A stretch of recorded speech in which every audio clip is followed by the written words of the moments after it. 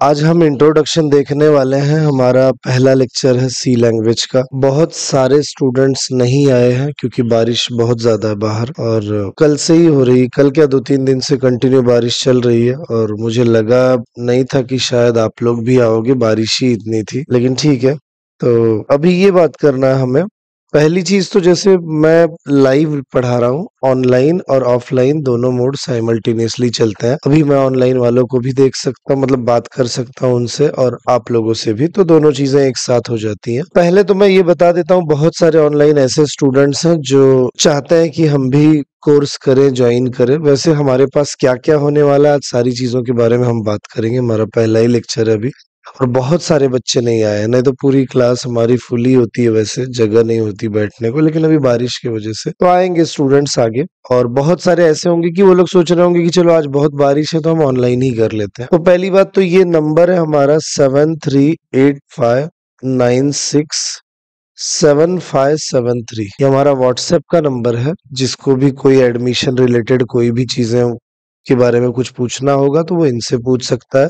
कोई भी इंक्वायरीज होंगी इनसे पूछ सकता है। कभी कभी प्रॉब्लम ये होती है कि ना बहुत ज्यादा मैसेजेस आने की वजह से रिप्लाई लेट आता है, क्योंकि ऑफिस का टाइम होता है, सुबह 9 बजे आते हैं सब लोग और शाम को 6, 6:30, 7 तक होते हैं। बंद करने से पहले कुछ मैसेजेस पेंडिंग रह जाते होंगे, चले जाते हैं कि अगले दिन देखेंगे, तो उतनी देर में बहुत मैसेजेस आ जाते हैं। फिर से 700, 800, 1000 मैसेजेस रहते हैं। फिर अगले दिन उनको रिप्लाई करना पड़ता है जब वो आते हैं। तो अगले दिन के मैसेज ऐसे चलते हैं, तो होता है कि वो टाइमिंग का इशू। इसलिए आप मैसेज डाल दो, आपको कोई भी प्रॉब्लम होगी तो आपकी प्रॉब्लम सॉल्व कर ली जाएगी। अभी मैं और आगे चलता हूँ, कुछ और बातें मुझे बतानी है। इसके साथ साथ अभी बीच में ही मुझे 1 हफ्ते पहले कॉल आया था एक लड़की का। शायद वो अभी कर भी रही हो हमारा कोर्स, अभी सुन भी रही होगी वो। उसने मुझे ये बोला कि मैंने एक जगह पुणे में क्लास लगवाया था जहां मैंने 30-35 हजार रुपए भरे, और उन्होंने मुझे इंटर्नशिप वगैरह कुछ दिया ही नहीं। और अब आपके पास कर रही हूँ, आपने 3000 अभी मतलब रजिस्ट्रेशन के लिए आप बोले हो, मैं बाकी का 2-4 दिन में देती हूँ। ऐसा उसने डायरेक्टली मुझे ही कॉल किया। तो कोई प्रॉब्लम तो नहीं होगी ना, मेरे पैसों का नुकसान तो नहीं हो जाएगा ना? मैंने उसे यही बात बोली कि मैं बहुत साल से एकदम कम फीस में पढ़ा रहा हूँ, पहली चीज तो और दूसरी चीज अभी तो मुझे ये तो अलग है। कल रात को मुझे मैसेज आया इनविटेशन, टेडेक्स करके एक कंपनी है, टेडेक्स आपने सुना होगा, उनकी तरफ से। तो मैं वहां इस साल जाने वाला हूँ। उन्होंने मुझे इस बार चुना है शायद 6-7 लोगों में। तो ऑनलाइन कंटेंट और ऑनलाइन ग्रोथ, इसके वजह से वो सारी चीजें उन्हें पता होती है। तो वो टेडेक्स वीआईपी करके है, आप देखोगे तो आपको पता चलेगा। वहां पे भी मैं जाने वाला हूँ अभी अगले महीने 21, 22, 23 सितंबर को। और भी ऐसी चीजें आती रहती हैं। तो वो लड़की ने फीस जो है क्या होगा, मैंने उससे सिर्फ यही बात बोली कि आपकी फीस 3000 है, और आपने भरी थी इससे पहले 35,000 रुपए। उन्होंने क्या किया होगा, 100 पुणे में 100-200 एडमिशन कोई बड़ी चीज नहीं है। नासिक तो मान लो बहुत छोटी जगह है जहाँ पे आईटी के स्टूडेंट्स बड़े कम होते हैं। 100-200 एडमिशन उन्होंने किए होंगे, लगभग 2-3 करोड़ रुपए भी उन्होंने कमाए होंगे, या 500 किए होंगे ऐसे। और उसके बाद हो सकता है तुम्हें लग रहा है कि बंद ना हो जाए या कुछ ना हो जाए, तो उनके लिए ठीक है। मैं 3000 रुपए आपसे ले रहा हूँ, और 3000 में क्या लगता है आपको कि मैं भाग जाऊंगा?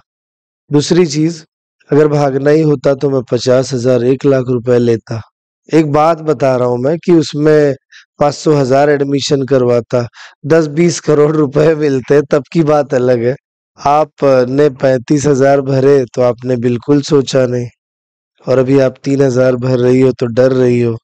तो ऐसा होता है कि हम ऐसा करते हैं कि होता है ऐसा। तो मैंने बोला ऐसी कोई टेंशन की बात नहीं है। दूसरी चीज, बहुत सारे पुणे से कॉल्स आते हैं मुझे और भी जगहों से कि मैंने यहाँ 1 लाख भरे थे, इन्होंने 100% प्लेसमेंट की गारंटी दी थी। वो लोग करते क्या है आपको पहले बता देता हूँ। वो लोग करते ये है कि खुद की कंपनी रजिस्टर करवाते हैं पहले तो, 2-3-4 कंपनीज।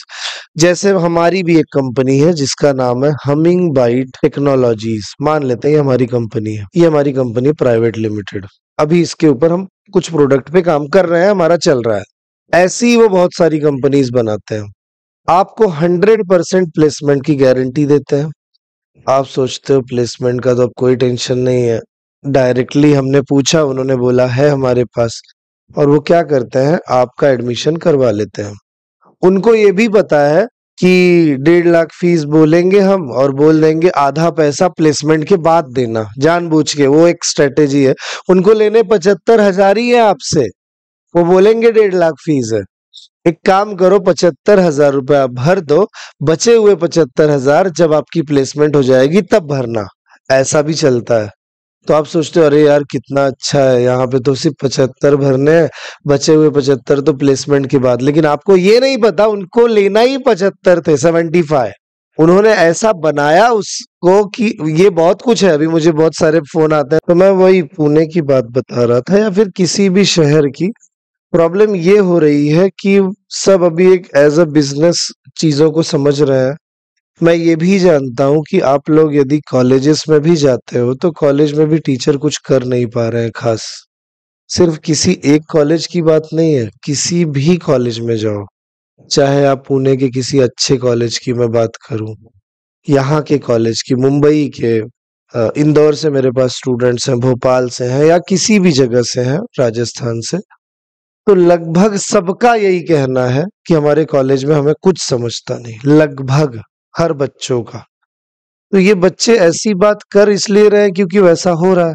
अगर वहां पे वो सीख नहीं पा रहे हैं, ऊपर से उनको आएगा ही नहीं। अब क्लास कॉलेज में पढ़ा नहीं पाया टीचर ने तो बच्चों को आया नहीं। उसके बाद उन्होंने क्या किया कि सोचा चलो हम कोई क्लास लगवाते हैं। क्लास में भी नहीं सीख पा रहे हैं। मैं कभी किसी को बोलता नहीं है वहां मत जाओ वहां मत जाओ, सबकी अपनी चॉइस है, जिसको जहां जाना जाए। लेकिन कम से कम क्लास वालों का ये काम है कि वो अच्छा पढ़ाएं, बच्चों को अच्छा नॉलेज दें, उनको कोडिंग सिखा के ही भेजें। मैं इतनी गारंटी ले सकता हूँ कि कोई भी बच्चा हो जिसको कुछ भी ना आता हो, 7th 8th का भी हो, वो कोडिंग सीख जाएगा आराम से। थोड़ा सा भी आपको दिखाता हूँ, आप खुद ही बोलोगे अरे यार कितनी आसान लग रही है। तो वो एक तरीका होता है, एक पैटर्न होता है बात करने का, चीजों को समझाने का, बच्चों का मन लगा रहे। ये सारी चीजें कनेक्टेड होती है एक दूसरे से। मैं अगर सिर्फ सोचूं मुझे सिलेबस ही पूरा करना है तो नहीं चलता ऐसे। हर चीजें समझनी पड़ती हैं कि एक बच्चा कितनी देर तक बैठ सकता है, कितना सुन सकता है, लगातार कितनी देर पढ़ सकता है। हर बच्चे एक जैसे नहीं होते, तो हर एक को समझ के पढ़ाया जाए तो आराम से सब सारी चीजें पॉसिबल है। तो इस वजह से मैं वो चीजें वहां पे भी मैं देख रहा हूँ, पुणे में बहुत बड़ा स्कैम है। लगभग हर बच्चा फंसता है और मुझे बताता है यहाँ पे उन्होंने ऐसे बताया था वैसे हुआ, यहाँ पे उन्होंने ऐसे बताया था वैसे हुआ। इसलिए हमने सोचा कि हम वहां शुरू कर दें, इतनी कम फीस रखेंगे कि सबसे अच्छा हम पढ़ाएंगे, 20-30 हजार में हम सारे कोर्सेज देंगे। वहां पे एक सेपरेट कोर्स लेते हो। मैं गया था अभी बीच में एक जगह पे, मेरे एक दोस्त के साथ, छोटा है मेरे से काफी। उसको बोला तुम इंक्वायरी करना, देखो क्या बोलते हैं कि कोर्स करना है। तो उसने बात की, एक टेस्टिंग का कोर्स था जिसकी फीस 40,000 उन्होंने बताई, सिर्फ टेस्टिंग का कोर्स। उसमें भी 2 पार्ट्स थे, वो करोगे तो 60,000, ऐसे फुल स्टैक का करोगे तो 80,000। हर जगह अलग अलग है। लेकिन कंटेंट के, अभी मुझे जैसे आप पूछोगे मेरे सिलेबस में क्या है, मैं बिल्कुल टेंशन नहीं लेता। मैं बोलूंगा आपके पास कोई सिलेबस है वो मुझे दे देना, मैं वो पढ़ा दूंगा। क्योंकि सिलेबस कम नहीं कर सकता मैं, और आपके पास जो होगा उससे ज्यादा ही कंटेंट पढ़ाने वाला हूँ।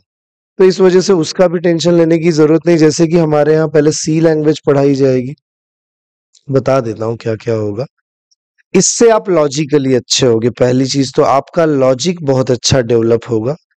लॉजिक इंप्रूव हो गया, एक बार आप सोचने की क्षमता आपकी बढ़ गई। जैसे प्राइम नंबर का program, Fibonacci series, Armstrong number, reverse string, palindrome, LCM, HCF, star pattern, factorial, बहुत सारे प्रोग्राम्स होते हैं उसमें, सारे मैं कवर कराता हूँ।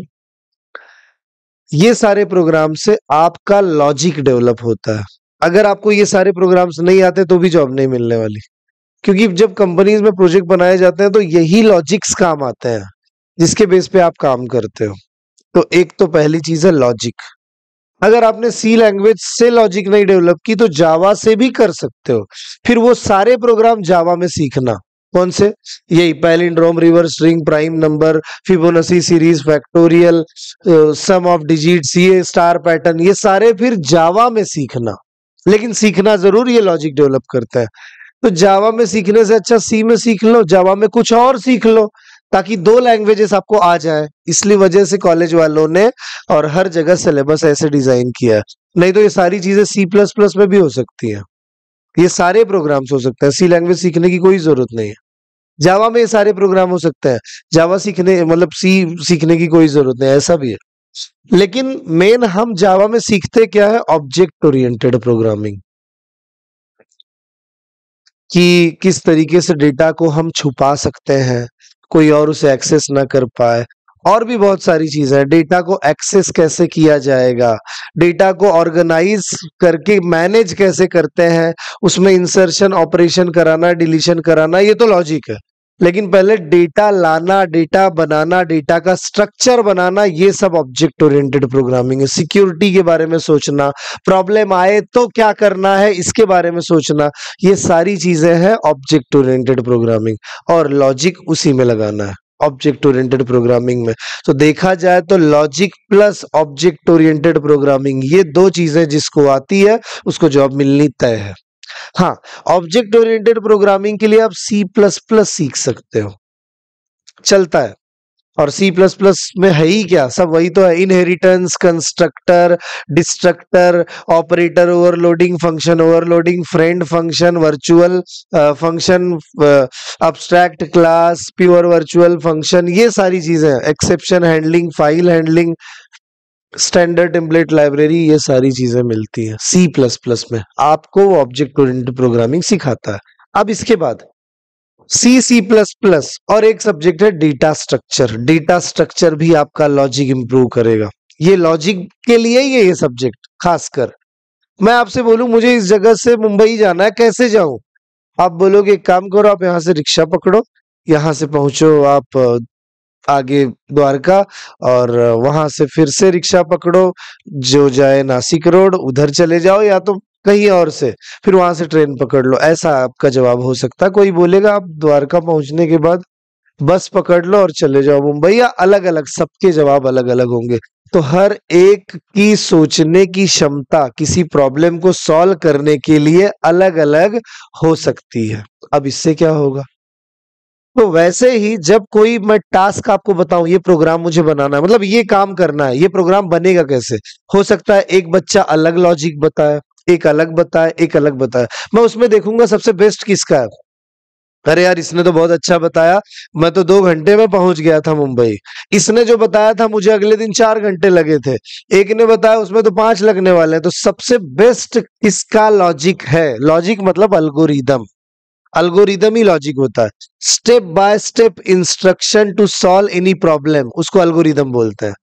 अब वो कोई प्रोग्राम नहीं है।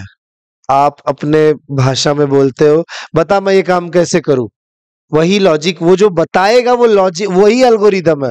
हमें वो शब्द नहीं पता था कि उसे ही अल्गोरिदम कहा जाता है।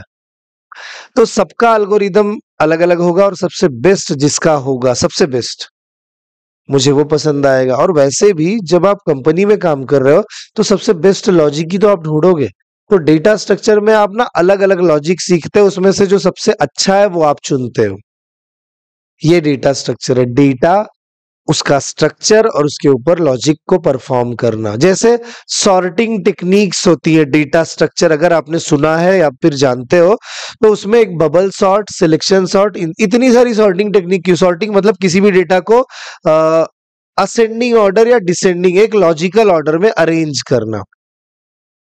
नंबर्स हैं, आप उसको हो सकता है कि आप अरेंज करो तो असेंडिंग ऑर्डर में, बढ़ते क्रम में अरेंज करो, तो वो एक लॉजिक हो गया।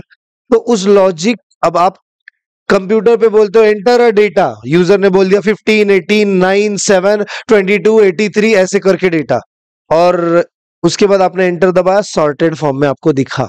क्यों दिखा? क्योंकि उसके पीछे कुछ लॉजिक लगा है। तो वो लॉजिक बबल सॉर्ट हो सकता है, सिलेक्शन हो सकता है, इंसर्शन हो सकता है, क्विक हो सकता है, हीप हो सकता है, कोई भी। इतनी सारी लॉजिक आप इसलिए सीख रहे हो कि सबसे बेस्ट कौन सा है ये पता लगा सको। सबका टाइम देखना पड़ता है, टाइम कॉम्प्लेक्सिटी नाम की कंसेप्ट है।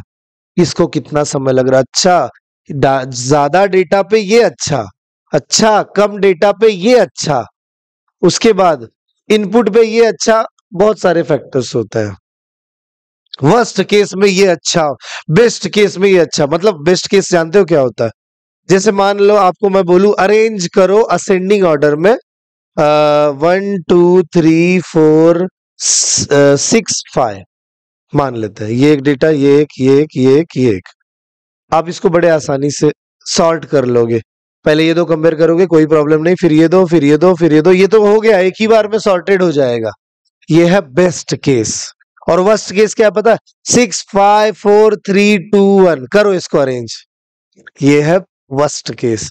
तो डेटा कौन से केस में, इस पे भी डिपेंड करता है कितना टाइम लगेगा, ये भी हमें समझना होता है। तो ये सब डेटा स्ट्रक्चर की चीजें हैं, हम इससे अपने लॉजिक को इंप्रूव कर पाते हैं। और बड़ी बड़ी कंपनीज यही तो करती है।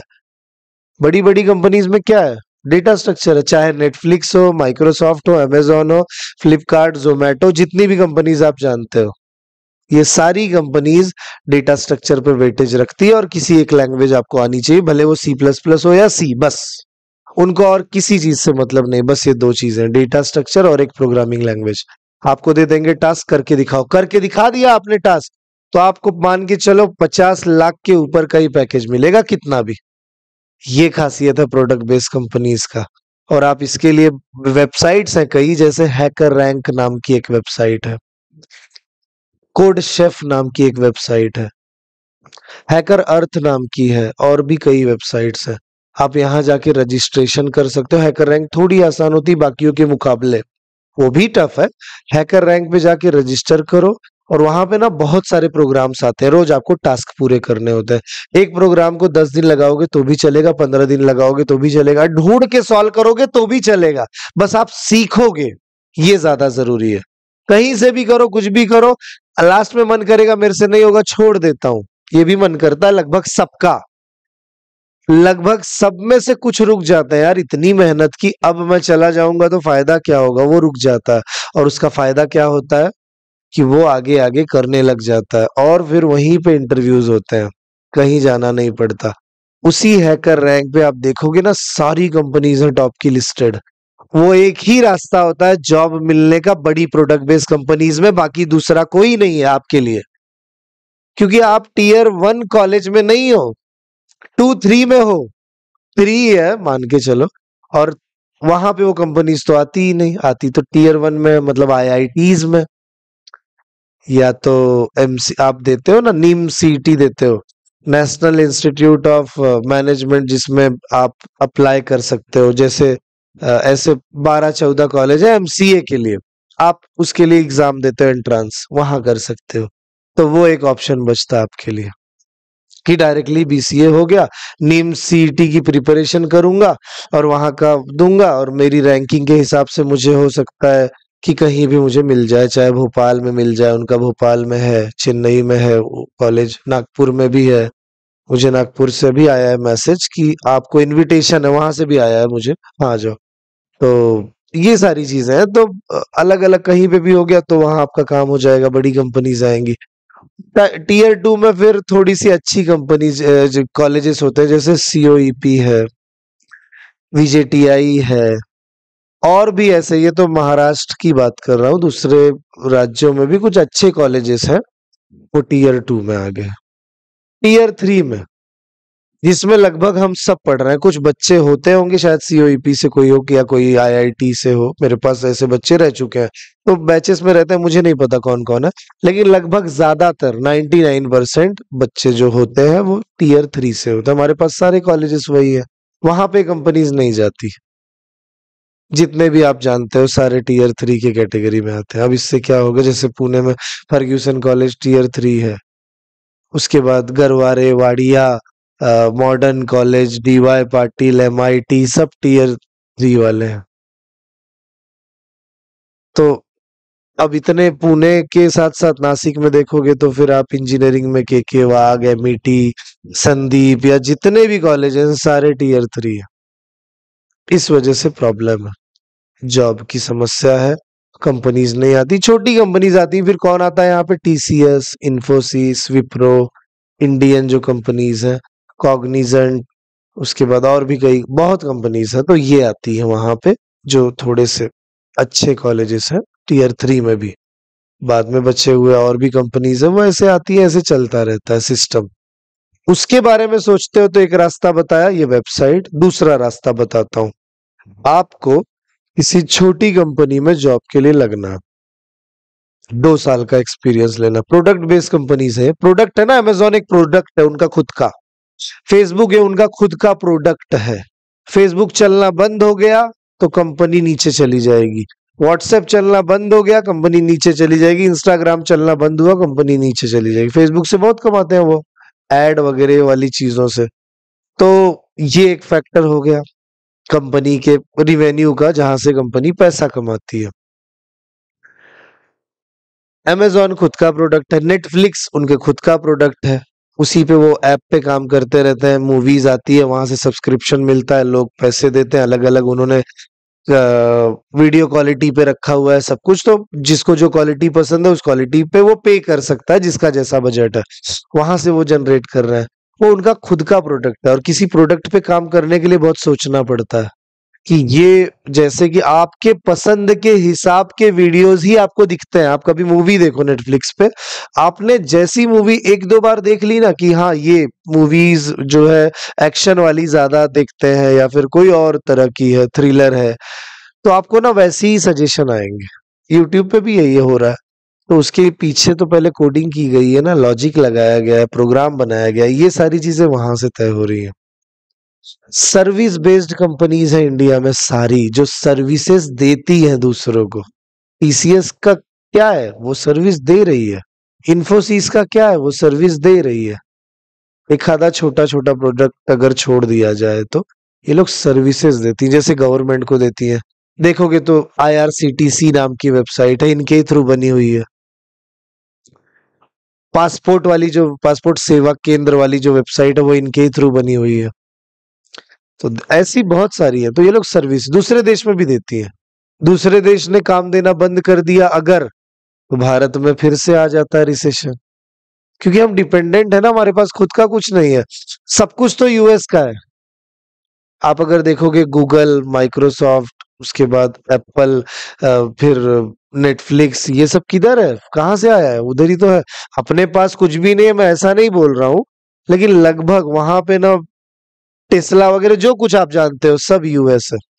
वहां पे लगभग ज्यादातर लोग बिजनेस करते हैं, अपने खुद की कंपनी शुरू करते हैं। जब ऐसा करते हैं तो उसके लिए लोगों की बड़ी तारीफ की जाती है, और वहां पे ये प्राइड की बात मानी जाती है बिजनेस स्टार्ट करना।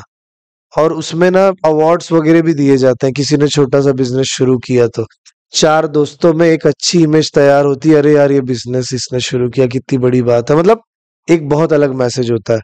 तो नौकरी देने वाले वहां ज्यादा हैं, इसीलिए जॉब्स मिल रही। अभी इस बार अभी थोड़ा प्रॉब्लम आया था बीच में, यूएस का दिखा रहा था कि वहां पे कुछ प्रॉब्लम हुआ था जॉब्स को रिलेटेड। नहीं तो नहीं होता ऐसा, कोई नहीं जिसको जॉब नहीं है, कोई नहीं है। अब वो लोग जॉब देना बंद करते हैं। अभी क्या हो गया बीच में, बांग्लादेश ने और कौन सी कंट्री है, थाईलैंड, इंडोनेशिया कुछ, तो हाँ तो वहां की लोगों ने ये बोला हम आपका काम करके देंगे, यूएस का। तो ये लोगों ने ना भारत से भी सस्ता कॉन्ट्रैक्ट साइन किया। क्या होता है कि वो भारत में बहुत कम पैसों में काम होता है, इसलिए टीसीएस आपको 30,000 सैलरी दे रही है, लेकिन उनसे 60,000 ले रही है। पर आवर लिया जाता है सैलरी, वैसे तो आपको ये इसके बारे में नहीं पता होगा। कौन सी बैच में आए हो आप लोग? बहुत लेट हो गए, आ जाओ बैठो। 8 का ही क्लास था, अभी तो 10 मिनट में तो खत्म भी हो जाएगा। ठीक है, बारिश है बाहर बहुत, इसके वजह से तो मैं बोला ना बहुत सारे बच्चे नहीं आए बारिश की वजह से। तो मैं ये बोल रहा था, अब ये सारी कंपनीज को सर्विस जो है दूसरे देशों से मिल रही है, उन्होंने काम देना बंद कर दिया, जॉब खत्म हो गई सारी। दूसरे देश वाले अपने से सस्ता काम करवा रहे हैं, कर रहे हैं। श्रीलंका बोल रहा है मैं और कम में काम कराऊंगा हमारे एम्प्लॉयज को। तो जब वो लोग कम में काम करेंगे तो जॉब आपको कहाँ से मिलेगी? कंपनीज तो अपना प्रोजेक्ट लेके यूएस से डायरेक्ट चली जाएगी बांग्लादेश, डायरेक्ट चली जाएगी थाईलैंड, डायरेक्ट चली जाएगी पाकिस्तान, या कि जो भी बहुत सस्ता काम करना चाहता है उधर, उनको फायदा है ना उसमें। टीसीएस ये बोल रही है कि पर आवर के मुझे 1,000 रुपए चाहिए आपसे, कंपनी को बोल रही है यूएस के। तो यूएस वाले सोच रहे हैं यार बड़ा सस्ता है, आपको 500 ही दे रही है, वो तो ठीक है, वो कंपनी है तो आपको उतना ही देगी, आपको पूरा देगी तो वो बंद नहीं हो जाएगी। उसके बाद लेकिन बांग्लादेश की कंपनी है, वो उनको बोल रही है यूएस को, हम 500 रुपए हर घंटे में काम करेंगे। तो सब तो अपना फायदा देखते हैं। फिर वो यूएस की कंपनी सोचेगी भारत में काम देने से अच्छा बांग्लादेश में दे, वो तो 500 में काम करते हैं। और वहां पे हो सकता है कि उनके कंपनी वाले बोले हम 300 आपको देते हैं, 200 हम रखते हैं, ऐसा भी हो सकता है। गवर्नमेंट ये सारी चीजें तय कर सकती है, इसके ऊपर कंट्रोल ला सकती है। हम सर्विस बेस्ड इंडस्ट्री है इंडिया में, 90% सर्विस वाली कंपनीज है। तो आपको जो जॉब मिलती है किसी भी कंपनी में, कॉग्निजेंट या जो भी आप बोलोगे मुझे, विप्रो, सब सर्विस प्रोवाइड करती है। खुद का कोई ऐसा प्रोडक्ट नहीं खास जो बहुत फेमस है, सिर्फ उसी प्रोडक्ट पे वो काम करती है। कुछ कुछ है, इस वजह से प्रॉब्लम होती है। वहां पे प्रॉब्लम हुई तो यहाँ होना तय है। मतलब यूएस का मार्केट गिरा तो इंडिया का मार्केट गिरना तय है। आईटी सेक्टर हो गया, ये सब सर्विसेज, वो लोग काम ही नहीं दे रहे हैं, तो आपको कहां से मिलेगा? तो ये एक चीज हो गई। और उसके बाद ये बताया, तो आपको छोटी कंपनी में 2 साल जॉब करना है। एक्सपीरियंस लेने के बाद फिर आप इन कंपनीज में डायरेक्टली अप्लाई कर सकते हो। इनका रूल होता है या तो 2 साल का मिनिमम एक्सपीरियंस चाहिए हमारी कंपनी में आना है, तो टॉप की अमेजोन, फ्लिपकार्ट, गूगल वाले की बात कर रहा हूं मैं। नहीं तो आप नहीं आ सकते, और कोई रास्ता नहीं है। तो Tier 1 कॉलेज आपका होना चाहिए। आपका कॉलेज Tier 3 है, तो रास्ता एक ही है, जा सकते हो, लेकिन कि आपके चांसेस है कि आप चले जाओगे। हाँ, लेकिन छोटी कंपनी भी ढूंढो तो प्रोडक्ट बेस्ड, जिनका कोई छोटा सा प्रोडक्ट हो जिसपे वो काम करती हो, ऐसी किसी प्रोडक्ट पे काम करो। कोई कंपनी है कि वो सब्जी वाला नाम का ऐप बनाती है और उनके खुद का ही बिजनेस है सारा, आप वहां काम कर सकते हो, वो ऐप पे काम कर सकते हो, उसको सीख सकते हो। ऐप बनता कैसे, प्रोडक्ट बनाना सीखना है आपको।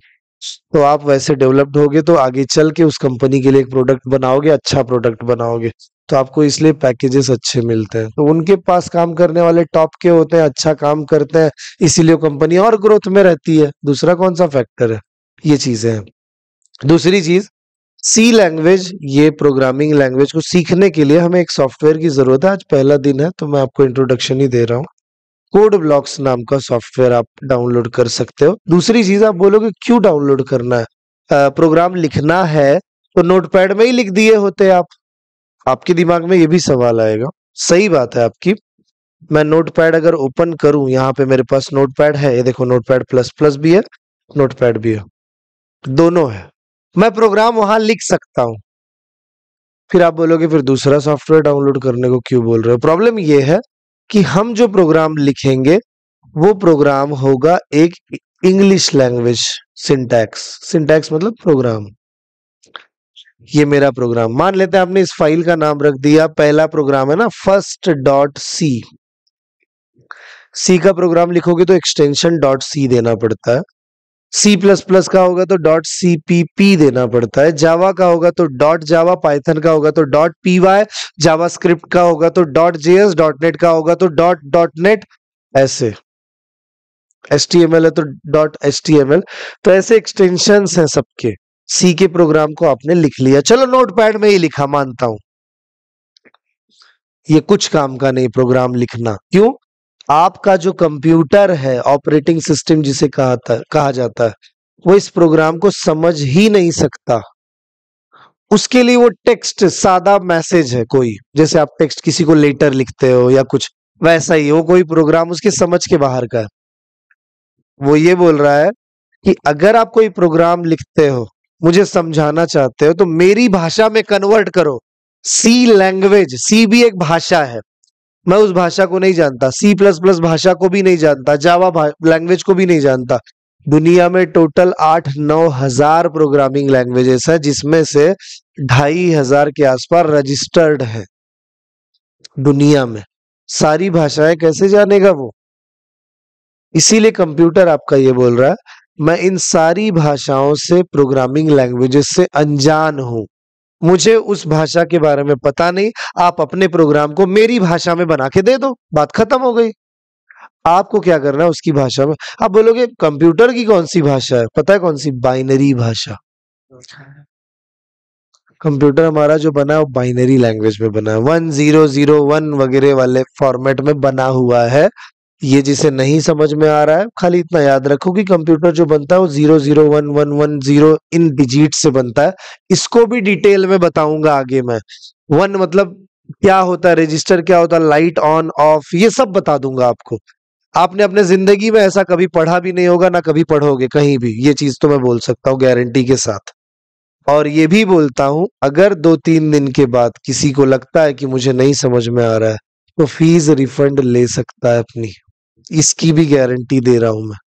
मुझे खुद पे पूरा विश्वास है कि हर बार ऐसा बोलता हूँ फीस आप ले लेना, लेकिन कोई मांगता ही नहीं पहली बात तो, इसलिए मैं और श्योर हो जाता हूँ हर बैच में।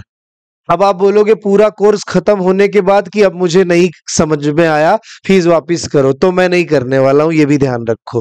पूरा कोर्स होने के बाद तो फीस कोई नहीं देने वाला, आपको पता है। आप डेमो देखोगे तो 2 दिन 4 दिन, आप मिठाई लेने जाते हो 1 किलो मिठाई खा के टेस्ट लेके बोलते हो कि अच्छी है कि खराब, कुछ तो एक हिस्सा खाते हो ना। आप 1 किलो खा गए, उधर खड़े होके बोल रहे हो कि नहीं अच्छी नहीं है और चले गए, ऐसा तो चलता नहीं है। तो ये चीजें आपको भी समझ में आती है जो मैं बता रहा हूँ, तो वैसी ही बात है। डेमो में 2 दिन 3 दिन में आइडिया आ जाता है। अब बाइनरी भाषा में, कंप्यूटर की भाषा में अपने को प्रोग्राम कन्वर्ट करना है। पता है किसकी जरूरत है अपने को? कंपाइलर की। Compiler converts the code, source code, you are writing a source code, आप जो लिख रहे हो वो सोर्स कोड है। Compiler converts the source code into machine code, this is the machine. Operating system को मशीन कहा जाता है, यही काम है कंपाइलर का। पूछते हैं डेफिनेशन एग्जाम में, what is compiler? Compiler convert the source code into machine code, लिख दो, आपको 1 मार्क्स मिल गए, 1 या 2 जो भी होगा।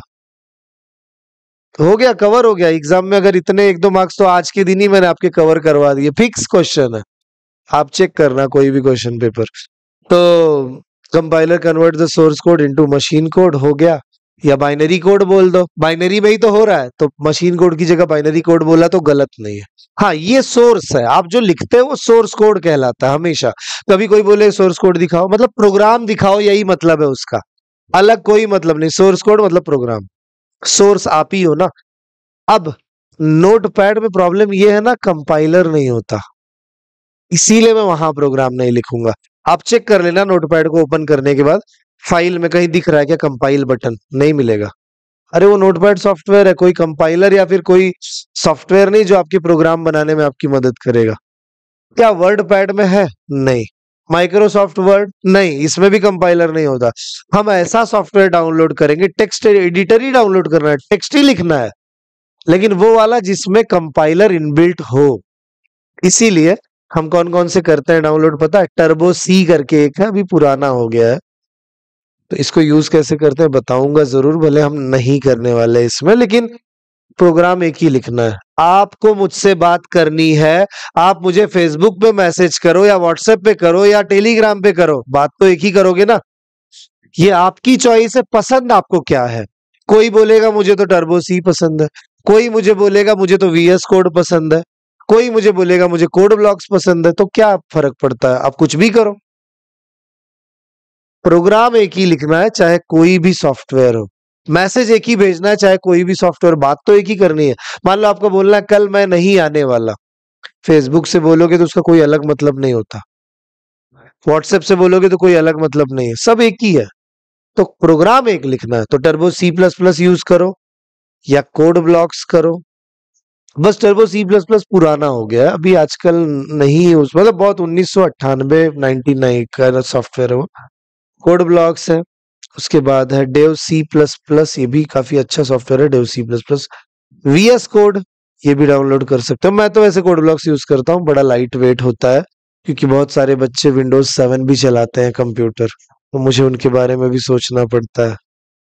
बहुत सारे यूट्यूबर डायरेक्ट वीएस कोड में पढ़ाते हैं, कोई दिक्कत नहीं है, मैंने मना नहीं किया कभी, सही है, कर सकते हो, सॉफ्टवेयर कोई भी हो।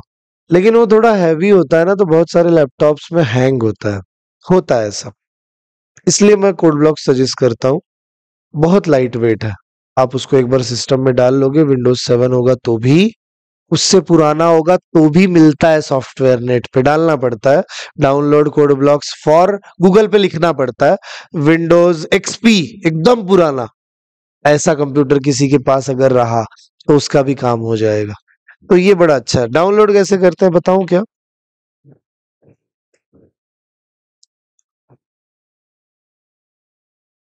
कोड ब्लॉक्स डाउनलोड, ये देखो पहली वेबसाइट आ गई कोड ब्लॉक्स। क्लिक करता हूं इस पे, डाउनलोड द बाइनरी रिलीज, कोई भी करो, किया क्लिक। अब बोल रहा है विंडोज है आपका या लिनक्स है या मैक है। हाँ, ये आप चुन लेना आपका कौन सा लैपटॉप है। अलग अलग ऑपरेटिंग सिस्टम के लैपटॉप्स होते हैं, मेरा तो अभी इस समय विंडोज है तो मैं इस पे क्लिक करता हूँ। इसमें से फोर्थ वाला डाउनलोड करना, MING W, जो लिखा है ना ये कंपाइलर का नाम है।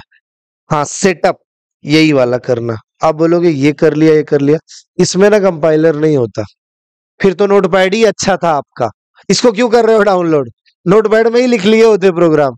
तो गलती से ये वर्जन हो जाता है, तो फोर्थ वाला करना। हाँ, आप बोलोगे फिर ये है क्यों, आप कंपाइलर अलग से डाउनलोड कर सकते हो, ये भी फैसिलिटी है।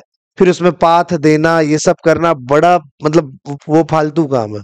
और पहली बार पढ़ा रहा हूँ बच्चों को, उनको यहाँ इसी में फंसा दूं तो वो इसी में फंसे रह जाते हैं, कोडिंग तो सीख ही नहीं पाते।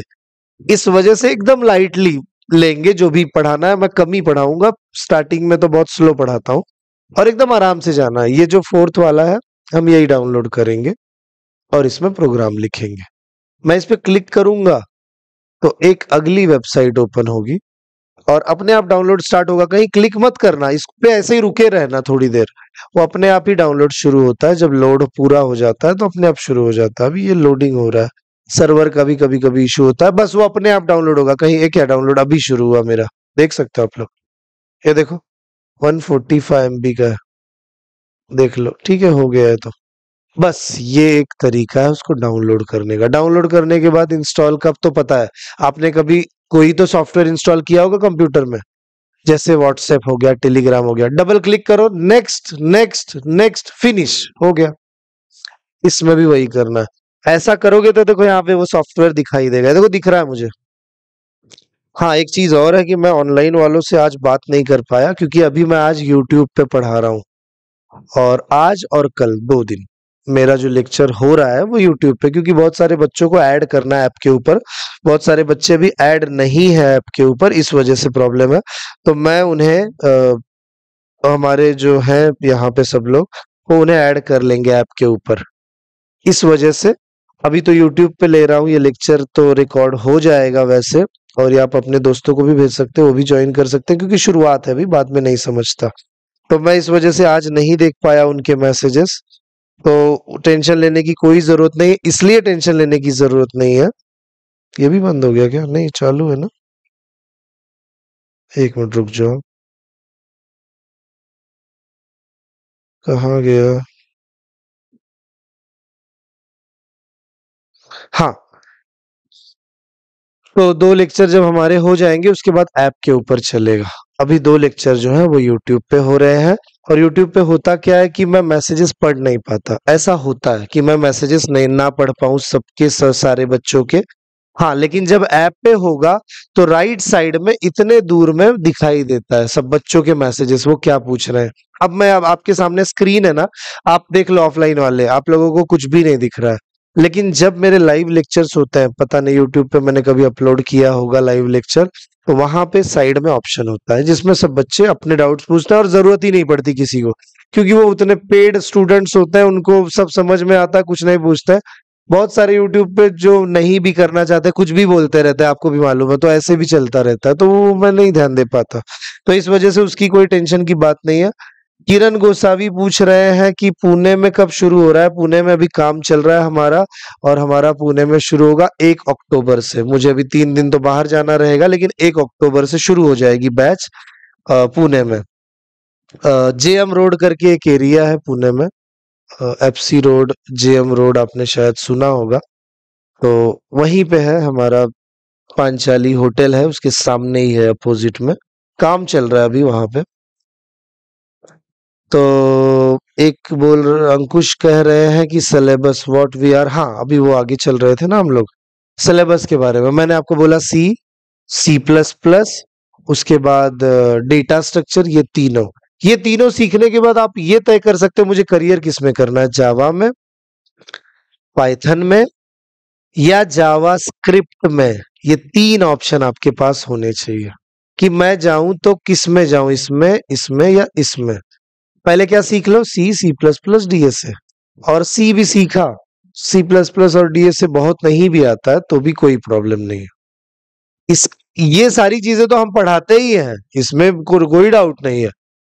अब इसमें आपको चुनना है कि मुझे करियर जावा में करना है, तो जावा सीख लोगे जब कोर जावा, तो आपको उसका एडवांस जावा सीखना पड़ेगा और प्रोजेक्ट बनाना पड़ेगा, ठीक है। पाइथन सीखोगे तो उसका कोई फ्रेमवर्क जैसे जेंगो है, फ्लास्क है, ये सीखना पड़ेगा और उसका प्रोजेक्ट बनाना पड़ेगा। जावा स्क्रिप्ट है, इसका फ्रेमवर्क सीख सकते हो, रिएक्ट जेएस, नोड जेएस, उसके बाद रेस्ट, मतलब ये सारी चीजें इसके अंदर आ गई मान लेते हैं। तो इसका एक प्रोजेक्ट बनाना पड़ सकता है। तो आप तीनों में से कोई भी चुनो, तीनों भी कर लो तो क्या दिक्कत है। पाइथन की वैकेंसीज आई तो भी अप्लाई कर पाओगे, जावा की आए तो भी अप्लाई कर पाओगे। ज्यादा सीखने से कंफ्यूजन होता है क्या? कुछ नहीं होता। पहली बात तो क्या स्कूल में इतिहास के साथ भूगोल नहीं था क्या? आपको नागरिक शास्त्र नहीं था, हिस्ट्री, ज्योग्राफी, सिविक्स नहीं था? हिंदी भी था, इंग्लिश भी था, मैथ्स भी था, तो क्या नहीं होता था? एक साथ 5 लेक्चर होते थे। ऐसा थोड़ी होता था कि हिंदी पढ़ लिया अब इंग्लिश पढ़ा तो नहीं समझेगा। क्यों? क्या संबंध है उसका?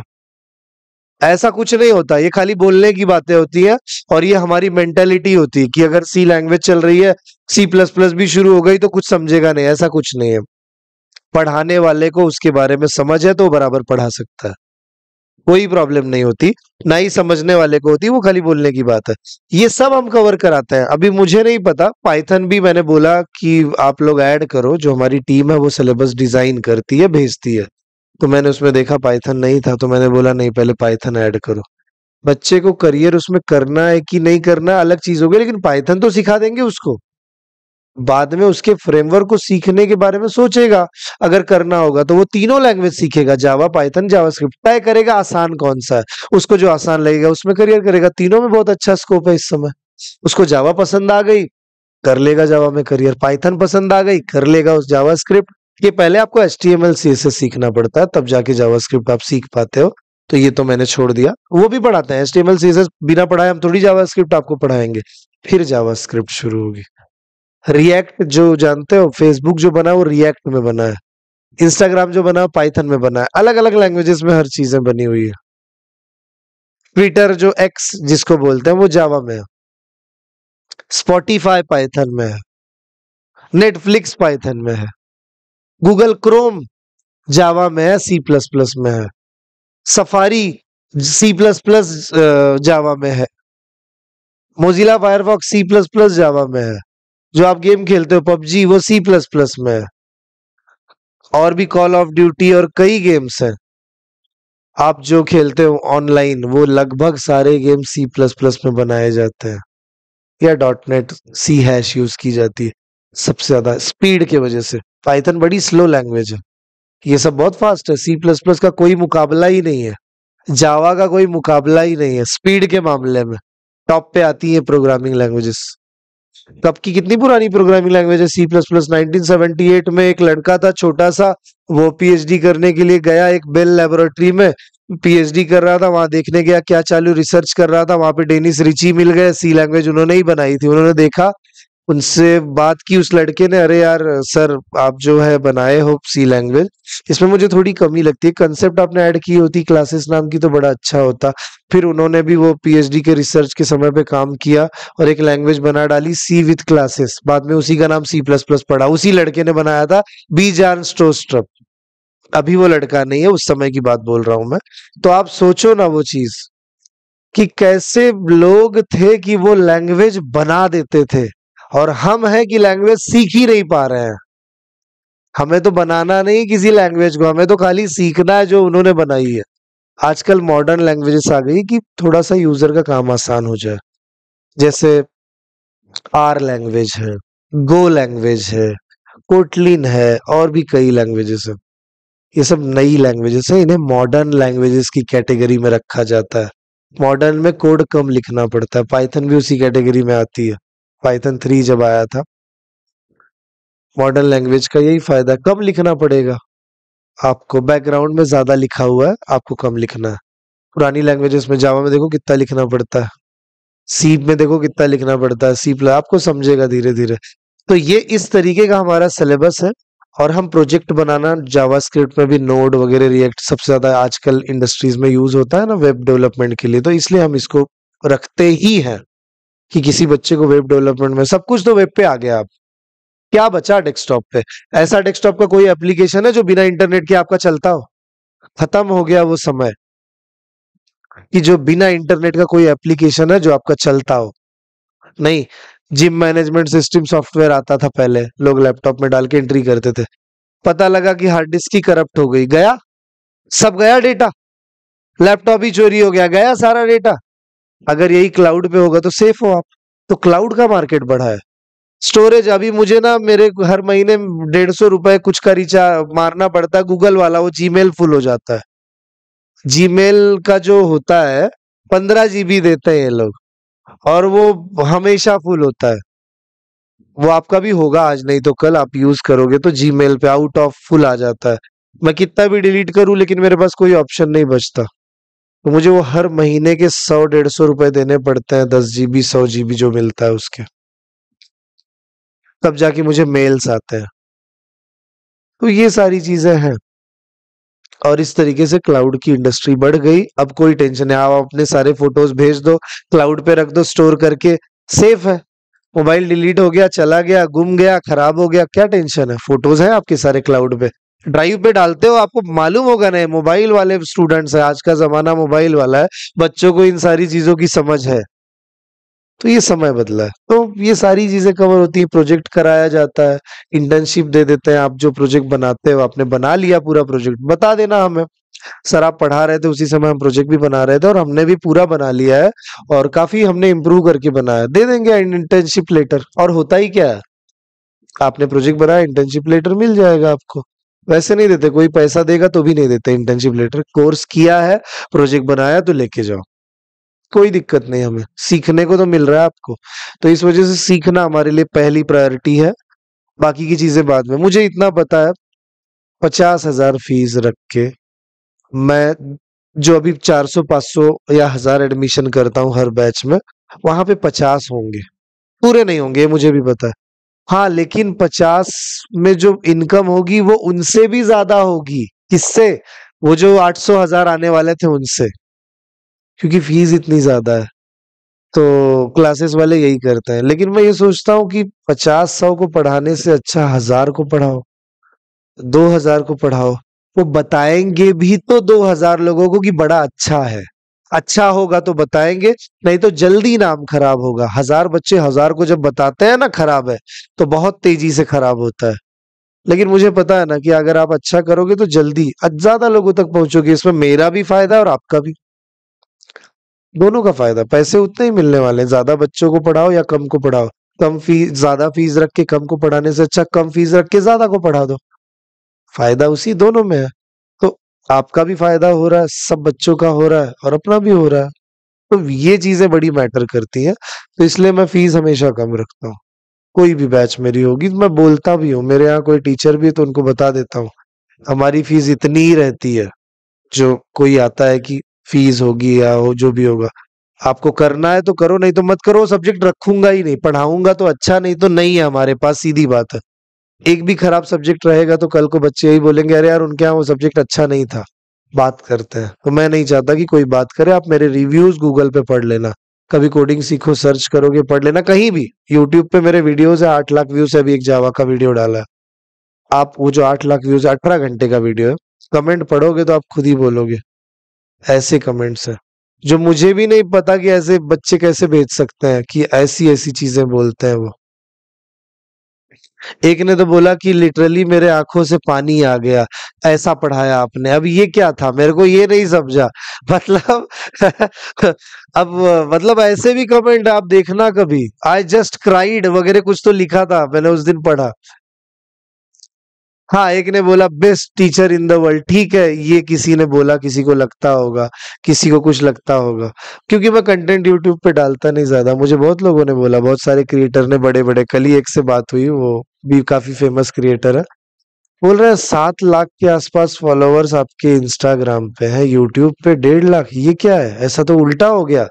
सबके यूट्यूब पे अगर 1 मिलियन है तो इंस्टा पे 2 लाख होते हैं, आपका उल्टा है। मैंने बोला मैं कंटेंट ही नहीं डालता। फिर वो बोलते हैं क्यों? फिर मैं बोलता हूँ फिर पेड कोर्स स्कोर करेगा। ये अभी जैसे मैंने उनसे बात की इसलिए आपसे डायरेक्ट बता रहा हूँ।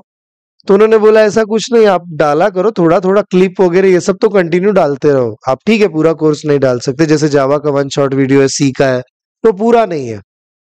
यहाँ पे 35 घंटे का लेक्चर हो रहा है तो वहां पे 18 है, उसमें भी 2-3 घंटे की वो रिपीट हो जाते हैं लेक्चर, तो 15-14-15 घंटे का होता है। तो फर्क तो बहुत हो जाता है, 45%, 50% ऑनलाइन रहता है, बाकी का तो सारा यहाँ रहता है जो मेन आपके काम का है। तो उतना डाला है मैंने, लेकिन उन बाकी के देखोगे ना कंटेंट, देखो इतना वीडियो डाल के रखे, वो लोग क्लासेस नहीं लेते जो बहुत बड़े बड़े हैं।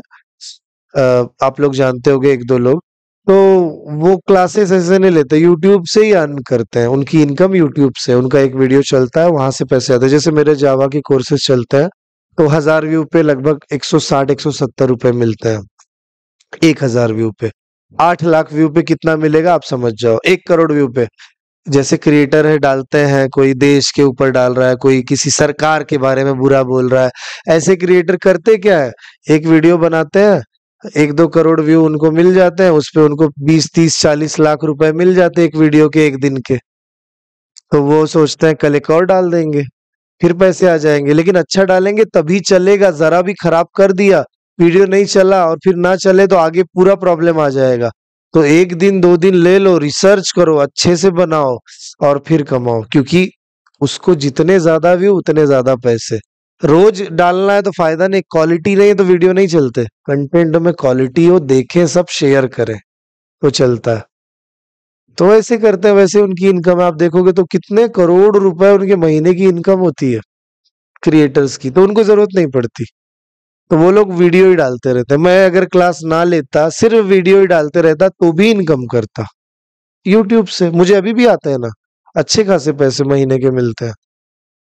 लेकिन जो मेन चीज है कि मुझे नहीं इतना पसंद, मैं कुछ नहीं करता फिर भी आते रहते हैं पैसे, मैं तो देखता भी नहीं। हर महीने अकाउंट में जमा हो जाते हैं, 21 से 25 तारीख के बीच में आते हैं, मैं देखता भी नहीं इतना। कभी कभार देखता हूँ इस बार कितने जमा हुए, इस पे नजर तो जाती है अपने उस पे, बाकी ऐसे कोई इतना ही नहीं। पुराने वीडियोस चल रहे हैं वही वाले, मैंने तो नया कुछ खास डाला भी नहीं। अभी लाइव ले रहा हूँ, ये भी अभी फ्री है क्योंकि मैंने मोनेटाइजेशन ऑफ किया हुआ है इस वीडियो के लिए, ऐसा है। तो बहुत सारी चीजें हैं। अभी तो आज हिस्ट्री इंट्रोडक्शन मुझे देना था सी लैंग्वेज के बारे में, तो मैंने बताया, हिस्ट्री भी नहीं बताई आपको कि 1972 में डेनिस रिची ने सी लैंग्वेज को बनाया था, और उन्होंने जो बनाया था एक ऑपरेटिंग सिस्टम को डिजाइन कर रहे थे, उसके लिए बनाया था। बाद में पता चला अरे यार इससे तो एप्लीकेशन भी बन सकते हैं, बहुत सारी चीजों के बारे में पता चला, फिर शुरू हुआ। क्या क्या बना है सी लैंग्वेज में अगले लेक्चर में बात करेंगे। पहला प्रोग्राम सी लैंग्वेज में कैसे बनाया जाता है, सिंटैक्स क्या होता है। मैं हेडर फाइल वगैरह लिखता नहीं कभी, हैश इंक्लूड वगैरह कुछ नहीं लिखूंगा। अब कल देखना आप बोलोगे अरे ये सब क्या चालू है, फिर भी हो रहा है, क्यों नहीं लिख रहा हूँ, क्या रीजन है, और लिखा तो क्या होता है, नहीं लिखा तो क्या होता है, चलता है कि नहीं चलता है, सब बताऊंगा आपको। कोई टेंशन लेने की जरूरत नहीं, सिर्फ आपको नोटबुक लानी है साथ में, ऑफलाइन जब आओगे।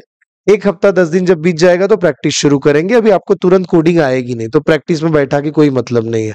तो अभी आप खाली क्लास करो 1 हफ्ता 10 दिन तक। जब प्रोग्राम्स थोड़े हो जाएंगे फिर आप प्रैक्टिस करना, लगे तो 1 घंटे और बैठना, प्रैक्टिस कर लेना, फिर घर जाना। तो वैसा हमारा रहेगा शेड्यूल, तो उसमें कोई प्रॉब्लम नहीं। और अभी ये पहला लेक्चर है, यूट्यूब पे डाला है, दो, एक तो डिस्कनेक्ट हो गया था, 2 लेक्चर अभी लाइव में दिखेंगे। कोडिंग सीखो चैनल पे लाइव में जाओगे तो मिल जाएगा 2। एक शायद 5-6 मिनट का होगा, पहला जो बंद हो गया था हमने फिर से कनेक्ट किया। अभी जो पढ़ा है दूसरा है, तो ये अपने दोस्तों को दूसरा पहला जो आपको भेजना है वहां से लाइव में जाके भेज सकते हो। रहता ना playlist option, videos option, shorts option, किसी के चैनल पे जाने के बाद वहीं पे आगे लाइव भी होता है, वहां से भेज देना, वो लोग भी देखेंगे, उनको करना वो करेंगे, नहीं तो कोई बात नहीं। कल का लेक्चर और एक हमारा ऐसे ही चलेगा यूट्यूब पे। उसके बाद तब तक सब बच्चों को ऐप पे ऐड कर दिया जाएगा, क्योंकि बच्चे अभी ऐड नहीं हुए हैं तो प्रॉब्लम होता है। वो बोलेंगे हमें दिख ही नहीं रहा है, क्लास भी हो गई, हमको तो लाइव ही करना था, अब हम रिकॉर्डेड नहीं करने वाले, ऐसा भी करते हैं। इस वजह से स्टार्टिंग के 3 लेक्चर मैं हमेशा लेता हूँ, लेकिन इस बार 2 ही लेक्चर लूंगा। तो कल का भी हमारा जो लेक्चर होगा वो इसी पे होगा, उसमें और भी चीजों के बारे में हम बात करेंगे। कुछ किसी को पूछना है तो पूछो, ऑनलाइन वालों के भी थोड़े मैसेज देख लूं। डेटा एनालिटिक्स कोर्स यूट्यूब पर पढ़ा दीजिए सर। डेटा एनालिटिक्स में तो पहले पाइथन हम सिखाते हैं, फिर पावर बीआई सिखाते हैं। टैबल्यू हम नहीं लेते। उसके बाद पावर बीआई के एसक्यूएल है, उसमें स्टैटिस्टिक्स है, फिर प्रोजेक्ट अभी चल रहा है। सबसे सेटिस्फाइड बैच वही है इस समय डेटा एनालिटिक्स की। मतलब जीरो टू हीरो नहीं है ऐसा नहीं बोल रहा हूँ, लेकिन बहुत खुश हैं वो लोग। वो लोगों को उम्मीद नहीं थी जो उन्हें मिला है, इस वजह से भी चल रहा है उनका। मैं तो नहीं पढ़ा रहा हूँ उन्हें, एक मैडम पढ़ा रही हैं, बहुत सेटिस्फाइड है वो। लोगों के मैसेजेस आते रहते हैं। सर मैंने किसी ऑफलाइन कोचिंग एडमिशन लिया, 20,000 में समझ नहीं आया। जब से फ्री में यूट्यूब पर आपकी क्लास देखी, धीरे धीरे सब समझ आने लगा। ठीक है, तो अभी आप ऐसे ही करना। फुल सिलेबस लगभग मैंने आपको एक आइडिया दे दिया। उसके बाद sir HTML CSS browser read करता है तो क्या ब्राउजर कंपाइलर होगा? एक सवाल है एक लड़के का। देखो अभी मैं इसका जवाब तो बहुत डेप्थ में देना चाहता था, लेकिन अभी पता नहीं दे पाऊंगा कि नहीं। उसका एक थोड़ा सा 10-15 मिनट का समय लगता है। आप जो प्रोग्राम लिखते हो HTML CSS, ब्राउजर उनको रन कर सकता है। ब्राउजर को ये सिखाया गया है HTML CSS के कोड को रन करो। आप कभी ब्राउजर को डाउनलोड करना प्ले स्टोर से, देखो नीचे लिखा होता है हाइलाइट्स में सपोर्ट्स HTML5। सपोर्ट्स कभी देखना आप एक बार डाउनलोड करते समय, क्यों? वो सपोर्ट करता है। अगर कोई वेबसाइट HTML6 में बनी है वो भी चलेगी हमारे ब्राउजर पे, ऐसा वो एज बोल रहा है। एज ब्राउजर का नाम है। माइक्रोसॉफ्ट, ये जो लैपटॉप में मेरे पास है ना एज, ये देखा होगा आपने, ये वाला। तो क्रोम है, तो HTML CSS चलता है। फिर आप बोलोगे लेकिन जावा का नहीं चलता, तो वेबसाइट पे दिखता कैसे है? वो बड़ी प्रोसेस है, एक लंबी, मैं आपको कल बताता हूँ। एप्लीकेशन सर्वर रन करेगा, फिर वहां से रिस्पॉन्स देगा। यहाँ से आप रिक्वेस्ट एज अ क्लाइंट भेजोगे, सर्वर से रिस्पॉन्स आएगा, फिर यहाँ पहुंचेगा, वो रन करके भेजेगा। HTML और CSS को नहीं रन करेगा, बाकी सबको रन करके अटैच करके एक फाइल भेजता है, तो वो चलती है। ऐसा सिस्टम है, वो बता दूंगा आपको। हाँ, तो आपको बोलना था HTML CSS रन होता है, ब्राउजर उसको रन कर सकता है। सर मैंने किसी ऑफलाइन कोचिंग में भी एक ही चीज बार बार बता रहा है सर। तो HTML CSS को ब्राउजर रीड करता है। मैक में नॉट अवेलेबल आ रहा है, VS कोड में सिखाओ ना। VS कोड में बता देंगे श्रेयस, उसमें क्या है। आप कोडिंग तो एक ही करनी है ना। जेंगो भी सोच रहा हूं मैं पढ़ाने को, तो देखते हैं। मैं ये अनाउंसमेंट अचानक ही करता हूँ। पिछली बैच में पाइथन नहीं था, लेकिन मैंने उन्हें बोला आपको पाइथन भी दूंगा। आपने मेरे को कोर्स किया है ना, मेरा ज्वाइन, ट्रस्ट रखा है, विश्वास रखा है, तो मैं जरूर दूंगा पाइथन। तो मैंने दिया, मतलब देने वाला हूँ, अभी नहीं दिया है। तो वैसे ही अगर जेंगो करूंगा तो जरूर बताऊंगा। ये नहीं कि भाई उसके लिए अलग से कोर्स करो, मैं ऐसा नहीं करता कभी। आपने एक बार कोर्स ज्वाइन किया, मुझे जो देते आएगा देता हूँ, जितना मेरी तरफ से होगा। जो चीजें नहीं पॉसिबल हो पाती तो वो नहीं। ऐप के बड़े चार्जेस होते हैं, आप लोगों को नहीं पता। तो आपको मालूम है 18% GST होता है। फीस आपकी मान लेते हैं 10,000 आई, उसमें से 1800 गए। 10,000 आई तो 1800 हो गए। इनकम टैक्स 30% है, मालूम नहीं होगा आप लोगों को, 30% लगता है। आप मुझे बताओ, 50% तो वैसे ही चला गया सरकार को, बचा 50%। उसमें भी ऐप वाले चार्जेस लेते हैं। मैं जो ऐप यूज करता हूँ उस पे आपको पता है इतने वीडियोस अपलोड होते हैं, आपको 2-2 साल का सब्सक्रिप्शन देखता हूँ तो देता हूँ, तो आपको क्या लगता है पैसे नहीं लगते? उसमें भी बहुत पैसे लगते हैं, मालूम है। लाइव लेता हूँ उसमें, लाइव स्ट्रीमिंग बहुत महंगा होता है, आपको नहीं पता ये चीज, वो भी है। इसीलिए तो ये लोग जो है, कौन सा आता है जूम वगैरह, 40 मिनट देते हैं, बोलते हैं आपको ज्यादा चाहिए तो पेड वाला ले लो, 1500 महीना वाला। देखा होगा आपने। क्यों पैसा लगता है? ज्यादा लोगों को ऐड किया जा सकता है, बहुत सारी चीजें। तो खर्च बहुत हो जाता है, 5,000-6,000 फीस है, खर्चा उसमें इतना हो जाता है, तो बचना भी तो कुछ चाहिए। अगर कोई हमारे यहाँ और भी टीचर पढ़ाते हैं, मेहनत करते हैं, उनको भी कुछ पैसे मिलने चाहिए। तो कोई भी, आप भी आज सीख रहे हो, पढ़ाई कर रहे हो, तो आगे चल के कुछ तो सोचे होगे कि मैं भी कमा पाऊं, कि नहीं सोचा आपने कि बस पढ़ूंगा और बस जिंदगी भर आराम करूंगा, ऐसा तो आपने कभी सोचा नहीं होगा, ऐसा कोई नहीं सोच सकता। अपना पेट भरने के लिए खुद ही काम करना पड़ेगा, हर एक को, चाहे वो कुछ भी करे।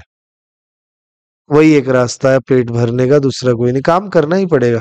हाँ, माँ बाप संभालते हैं कि एक इस तरीके की परंपरा चली आ रही कि बच्चा जब तक 15-20 साल का नहीं हो जाता, खुद कुछ काम नहीं कर सकता, तब तक हम उसकी देखभाल करते हैं। उसके बाद वो भी बोलते ही है ना, मतलब प्यार नहीं करते इसका ये मतलब नहीं है। आपकी जिम्मेदारी है, कल को हम नहीं रहेंगे तो आप अपने पैर पे नहीं खड़े रहोगे तो आपको तकलीफ है उसकी। आपको अपनी आगे की पीढ़ी के बारे में सोचना है, ये समय ऐसे चलता आता है। इसलिए आज आपको काम करना है, तब आप काम करोगे, खाओगे। हो सकता है कि किसी के पास बहुत ज्यादा उसके किसी ने कमा लिया कि उसको आज ना करना पड़े, लेकिन बहुत कम चांस है ऐसा। चाहे कोई कितना भी कमा ले, लेकिन उसको भी अपने जगह पे काम करना पड़ेगा। जानवर को भी अगर पेट भरना है तो उसको अपने हिसाब से काम करना पड़ेगा, दौड़ना पड़ेगा, लड़ना पड़ेगा, खाना पड़ेगा, तभी वो जी पाएगा, नहीं तो नहीं, वैसी ही लाइफ है। उसके बाद मुंबई में भी ओपन करो थर्ड। मैं देखेंगे फ्यूचर में अगर ऐसा कुछ होता है तो, क्योंकि अभी मेरे से ना एक ये वाला ही नहीं संभल रहा है जो अभी नया शुरू कर रहा हूँ। बहुत भाग दौड़ हो जाती है। मैं तो ये सोच रहा था सब करते कैसे। अभी जब मैं इवेंट में जाऊंगा, 2-3 कुछ बड़े लोगों से मिलूंगा जिसके बहुत सारे ब्रांचेस हैं, उनसे बात करूंगा, क्योंकि मेरे मन में क्या होता है मालूम है, मैं अगर नहीं पढ़ाऊंगा ना, बच्चे आएंगे कि नहीं मेरे पास, नाम से आएंगे पता नहीं। वो लोग अगर अच्छा नहीं पढ़ा पाए तो यार नाम खराब ना हो जाए, नाम खराब हो जाएगा तो फिर बच्चे नहीं आएंगे, ऐसा डर रहता है मुझे हमेशा। पुणे में शुरू कर रहा हूँ, 3 दिन में वहां रहने वाला हूँ। 4 दिन आपको पढ़ाऊंगा तो 3 दिन दूसरे टीचर पढ़ाएंगे, HTML CSS या कुछ, तो आपको दिक्कत नहीं आने वाली। और वहां जो ऑफलाइन करेगा उनको भी कोई प्रॉब्लम नहीं है। जब मैं वहां नहीं पढ़ाऊंगा तो वहां दूसरा टीचर पढ़ाएगा, तो उनको भी कोई प्रॉब्लम नहीं। ये 2 ब्रांच मैनेज करना आसान है। तीसरी आ गई, चौथी आ गई, तब कैसे होगा, अभी तो मैं वो सोच रहा हूँ। तो देखते हैं क्या होता है आगे। तो मुझे नहीं लगता कि ज्यादा मैं करूंगा ओपन, ऑनलाइन बोलूंगा करो सबसे अच्छा। मुझसे सीखना ऑनलाइन करो। ऑनलाइन वाले प्रैक्टिस कैसे करें? आप लैपटॉप चालू करो और प्रैक्टिस करो घर पे, कोई प्रॉब्लम नहीं। कोई एरर आती है उसका फोटो खींचो। अभी मैं 2 बच्चों को ग्रुप में ऐड करूंगा जो आपका डाउट सॉल्व करके दिया करेंगे, लेकिन एक समय होगा, उसी समय में। रात को 2 बजे भेजोगे डाउट तो नहीं बताएंगे वो लोग, तो एक समय होगा, तो उसके ऊपर अभी मैं करवाता हूँ, वो ऐड करवा दूंगा। उसके बाद पटना में कोचिंग, ऑनलाइन वालों की प्रैक्टिस शेड्यूल कैसे रहेगी? आप करो घर पे प्रैक्टिस, कोई जरूरत नहीं, आपको कुछ भी पूछना है पूछ सकता है। अब ये लोग यहाँ हैं तो मेरी नजर रहती है। ऑफलाइन वालों की फीस ज्यादा होती है। How you can see your lectures? I can't come on live lecture. App के ऊपर तो सारे लेक्चर्स अपलोड किए जाएंगे, रिकॉर्ड होने के बाद तो अपलोड होते ही हैं, तो कोई प्रॉब्लम नहीं। मोबाइल नंबर फिर से लिख रहा हूँ, 7385967573। वैसे डिस्क्रिप्शन में है, देख लेना। डेली लाइव होगा। वैसे स्टार्टिंग में अभी फ्राइडे सैटरडे संडे नहीं लूंगा मैं। HTML CSS थोड़ा लेट ही शुरू करेंगे, अभी स्टार्टिंग के इसमें हम चलने देंगे अपना क्लास।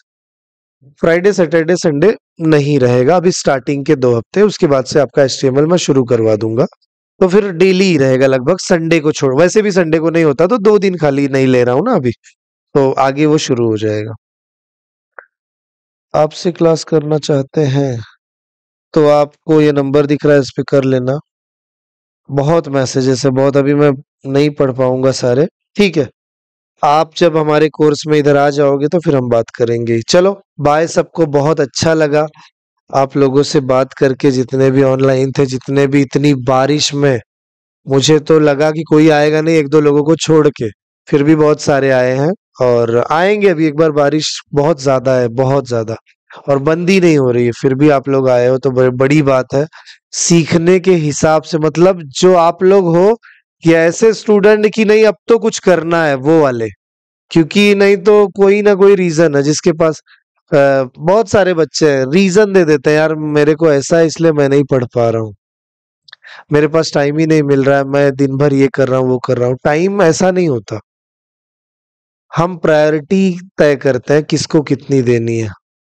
अगर आपके किसी दोस्त का फोन आया है, आपसे वो बोल रहा है, अरे तूने मेरे से उस दिन 1000 रुपए लिए थे, वो कब देगा? अगली बार आया तो शायद आप ना उठाओ, लेकिन आपकी किसी दोस्त का फोन आ जाए जिस पे आप बहुत सीरियस हो, आप तुरंत फोन उठा के उससे बात करोगे। आप कितने भी बिजी हो या कुछ भी हो, अगर आपका कुछ ऐसा है या फैमिली का किसी का फोन आया, मतलब ये बताना, आप तुरंत उठा के, हाँ मैं ऐसे ऐसे हूँ, यहाँ पे हूँ, या कुछ भी है, आप उसके लिए तो बिजी नहीं थे।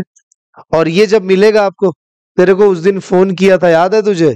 तूने मेरा फोन नहीं उठा रहे यार, उस समय मेरा ऐसा था, अभी आजकल ना बहुत बिजी हूँ, दिन भर ये सब में फंसा रहता हूँ, शाम को ऐसे हो जाता है, टाइम ही नहीं मिल पाता, क्या बताऊं।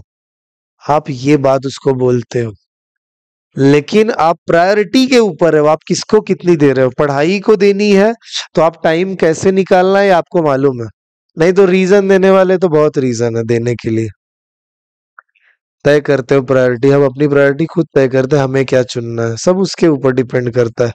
इसके लिए कोई रीजन देता है, मैं ज्यादा सीरियसली लेता नहीं उसकी बात को। पहले बहुत सीरियसली लेता था, कल क्यों नहीं आए थे बताओ, पहले ऐसे करता था मैं और स्ट्रिक्ट था पहले, लेकिन धीरे धीरे समझ गया, जिसको आना है करने वाला है, जो करेगा करेगा, जाने दो, क्यों इतना टेंशन लेना। हम इतनी मेहनत उनके लिए कर रहे हैं, ठीक है करेंगे अपना जो काम है। अब वो नहीं करना चाहता है तो क्या कर सकते हैं, जो करना चाहते हैं वो करेंगे और वो खुश रहेंगे।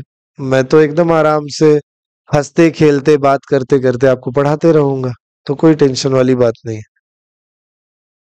हाँ, ये फुल स्टैक ही है। चलो फिर बाय सबको, बस अब इतनी ही बात होगी हमारी, बाकी अगले लेक्चर में देखते हैं। 9:21 हो गए।